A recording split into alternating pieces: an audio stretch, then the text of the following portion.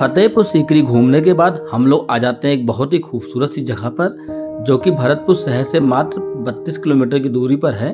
इस यूनिक सी जगह का नाम है डीग पैलेस, जिसको कि जल महल भी कहते हैं। डीग पैलेस के पूरे कैंपस को राजस्थानी आर्किटेक्चर में बनाया गया है। बस एक छोटा सा पार्ट है जो कि मुगल आर्किटेक्चर में है। उसके पीछे भी बहुत बड़ा रीजन है, जो कि मैं आगे वीडियो में बताने वाला हूँ। डीग पैलेस राजस्थान में पड़ता है, जिसका निर्माण भरतपुर के राजा सूरजमल ने 1772 में करवाया था। राजा इस महल का यूज अपने समर रिजॉर्ट के रूप में करते थे। बेसिकली इस महल के दोनों साइड में काफी बड़े से तालाब बनवाए गए थे और पूरे कैंपस में काफी सारे फव्वारे लगाए गए हैं। आज के टाइम पे भी ये फव्वारे एक्टिव है, लेकिन बस होली के दिन इस फव्वारे को ऑन किया जाता है। बाकी टाइम पे फव्वारे बंद रहते हैं, क्योंकि राजस्थान में पानी की काफी कमी होती है। इस पूरे कैंपस के अंदर आपको काफी कुछ देखने को मिलेगा, जैसे कि सूरज महल, अखाड़ा भवन, और यहाँ पे एक म्यूजियम भी बनाया गया है, जिसके अंदर उस टाइम की बहुत सारे फर्नीचर और वैल्यूएबल आइटम रखे गए हैं। इसके अलावा यहाँ पर 400 साल पुराना हनुमान जी का मंदिर भी है। चलिए अब बात कर लेते हैं कि पूरे कैंपस की एक बिल्डिंग मुगल आर्किटेक्चर में क्यों है और ये बाकी बिल्डिंग से डिफरेंट क्यों है।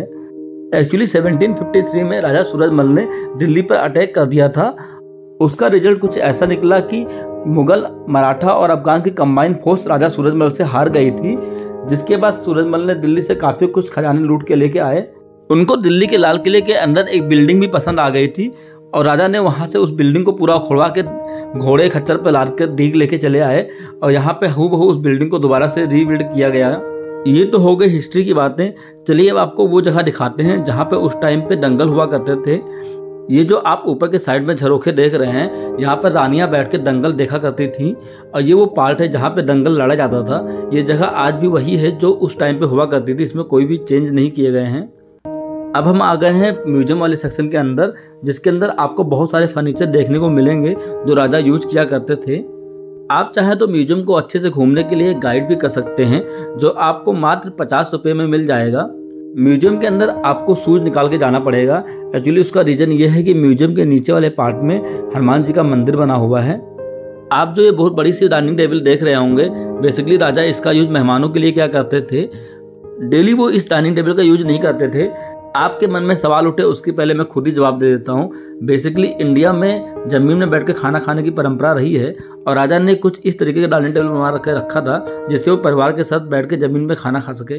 डीग पैलेस फ्राइडे के दिन बंद होता है और बाकी दिन 9 से 5 ओपन रहता है। डीग पैलेस को जल महल के रूप में भी जाना जाता है। उसका रीजन ये है कि इस पैलेस के दोनों साइड में काफी बड़े बड़े तालाब बनाए गए हैं। डीग पैलेस की सबसे अच्छी बात मुझे ये लगी कि इस पूरे जगह को बहुत ही अच्छे से मेंटेन किया गया है। जल महल को घूमने के बाद हम आ जाते हैं डीग फोर्ट, जो कि डीग पैलेस से काफी पास में ही है।